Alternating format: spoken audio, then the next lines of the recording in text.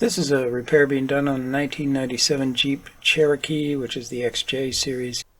The hood release handle popped right off when I tried to open the hood. The cable broke, you can see it there. And you feel kind of stuck when you can't get the hood open. The first thing to do is to remove the kick panel on the driver's side. You can see I've already done that. The way to do that is to take the screws out of that plate there on the bottom of the driver's door. I took out only the front two because the back ones were so rusty I didn't want to have to deal with them. So I took out the first two, and then I could slide that bit of the kick panel out from under it. But before you can slide the kick panel out, you have to take off that back nut. That nut goes in that hole. There's a stud that sticks through. That's an 11mm nut. Use a deep well socket or a standard socket with an extension. You can reach that nut and take it out, and then you should be able to slide that panel out.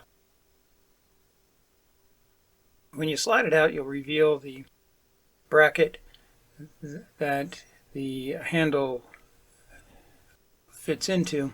Normally stays in there. And that bracket is held in place by 3 bolts. They are T30 bolts. So you need a Torx number 30, size 30. Take those out. When you take those bolts out, that bracket will still be attached to the cable sheath that you can see there. I've already cut mine.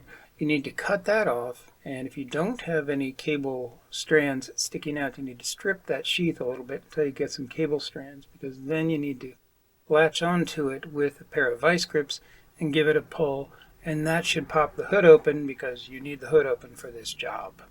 Engine side of the firewall, you can see down there is where the cable comes through. The cable goes up through a couple of clips on the hood and then up into the mechanism there. That's part of the whole latching assembly. There's a little nub there that actually does the work. When you pull on the cable, it pulls back on that lever and then splits the force into the 2 latches to release them. To get that nub out, you start with needle nose pliers and slip that cable up and through that little slot. And then you can do a couple of different things here. One is latch onto the top of that nub and sort of work it out. That's what I did. It kind of lose sight of it here in the camera for a second. An easier way to do that would be to slip a screwdriver in between that mechanism and the hood and pry it just a little bit. And that'll give you a little extra room, and that would be a lot quicker. I ended up getting it this way. It just took a little bit longer than it should have. Once that's out, you need to release that clip, that plastic clip there.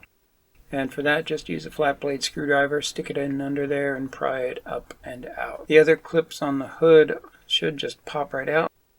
The one down below I had a little trouble with, so I put a screwdriver in there and opened it just a touch. And after I did that, the cable came out without any problem at all.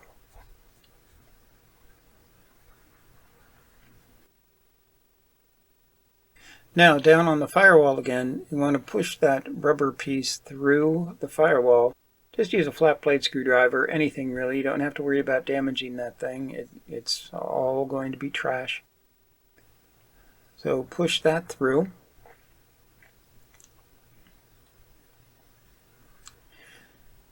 Then pull the rest of that cable down and shove as much through the firewall as you can from the engine side.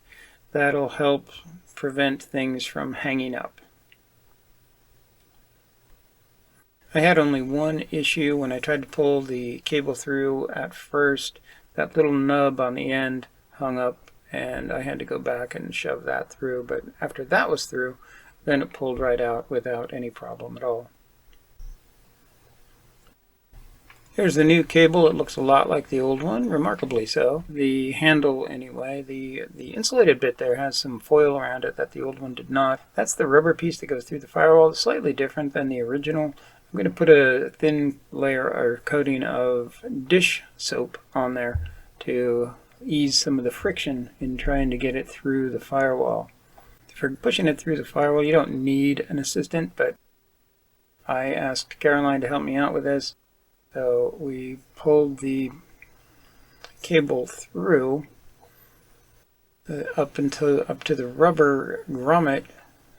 It's probably best to pull it through all the way without trying to feed it up through those cable wraps until the wire wraps until you have it all the way through. But this works also. When trying to pull the cable through, there was a sticky point, and that is where the insulation is. So what I did was just wiggle it around until I was able to get it through. It did tear the foil just a little bit, but I'm not really concerned about that. The old one didn't even have foil on it. Once you have that pulled through all the way to the point where the grommet is at the firewall, you're going to need to latch onto the grommet. I did it with a pair of needle nose pliers and pulled it through, but not all the way through. You want that grommet to seat in the firewall. You can see that the new one is not quite as well designed as the old one, that rubber piece anyway. It doesn't take the 90-degree turn in the formed rubber that the old one did. Here you can see I'm using a flat blade screwdriver to get a little room up there to put that nub in place, and then there's pull down a little bit on that mechanism to slide that new clip in there.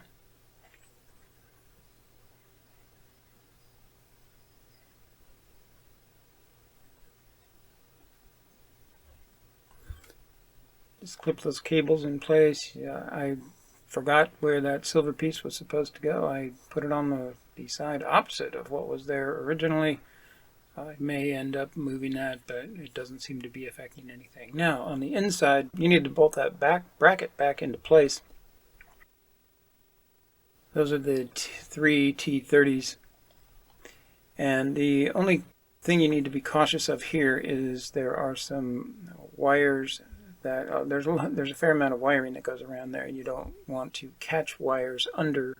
You don't want to pinch the wires with the bracket. So just make sure the wires are free and not bolted in under the pieces of the bracket where the wires would get pinched. Here I'm sliding that kick plate back into place.